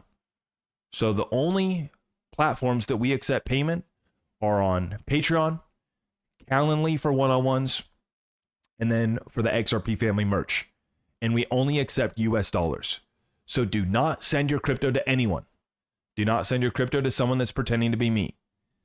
Please, I beg you, stay safe out there. Sharpen your tools here. It's time to do due diligence on XRP DeFi exploding, all these opportunities in front of us. But before we give up the XRP, before we give up the keys to the castle, let's make sure we understand who the counterparty is. Let's make sure we understand how the yield is going to be generated. And let's make sure that our assets are going to be secure. We have the gold. It's time for us to make the rules. Okay? I appreciate everybody for stopping by. We'll be back tomorrow, Friday update. Make sure you guys stay locked in with us. ZachRector.com. All of our community resources are there for you guys. And I greatly appreciate the support. God bless all of you guys. We'll see you tomorrow.